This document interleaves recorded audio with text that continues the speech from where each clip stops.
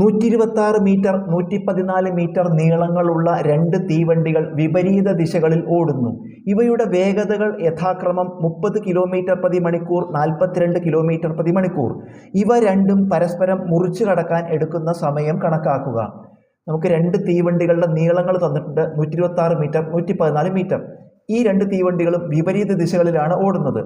രണ്ടിൻ്റെയും വേഗതകൾ തന്നിട്ട് 30 കിലോമീറ്റർ പ്രതി മണിക്കൂർ, 42 കിലോമീറ്റർ പ്രതി മണിക്കൂർ.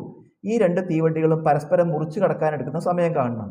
ഇവിടെ ദൂരം എന്ന് പറയുന്നത് രണ്ട് തീവണ്ടികളുടെയും നീളങ്ങൾ തമ്മിൽ കൂട്ടുക. 126 114 കൂട്ടുമ്പോൾ 126 4 130 140 240. ദൂരം 240 മീറ്റർ. വേഗത, തീവണ്ടികൾ വിപരീത ദിശകളിലാണ് ഓടുന്നത്. വിപരീത ദിശകളിൽ സഞ്ചരിക്കുമ്പോൾ വേഗതകൾ തമ്മിൽ കൂട്ടണം. ഒരേ ദിശകളിലാണെങ്കിൽ വേഗതകൾ തമ്മിൽ കുറയ്ക്കണം. അപ്പോൾ വേഗത ഇവിടെ വിപരീത ദിശകളിലാണ്. രണ്ട് വേഗതയും കൂട്ടുക. 30ഉം 42ഉം കൂട്ടുമ്പോൾ 72 കിലോമീറ്റർ പ്രതി മണിക്കൂർ. ഇവിടെ രണ്ടിന് യൂണിറ്റ് വ്യത്യാസമുണ്ട്. ഇത് മീറ്ററാണ്, ഇത് കിലോമീറ്ററാണ്.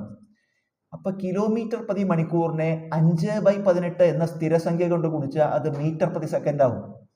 72 × 5/18. ഇവിടെ വെട്ടിച്ചുരുക്കുമ്പോൾ 4 എന്ന് വരും. 4 × 5 20.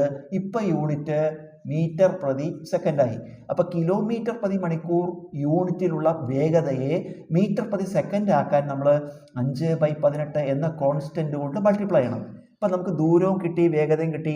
നമുക്ക് സമയം കാണണം. സമയം കാണാൻ time is equal to distance by speed. സമയം സമം ദൂരം ബൈ വേഗത. വില കൊടുക്കുക.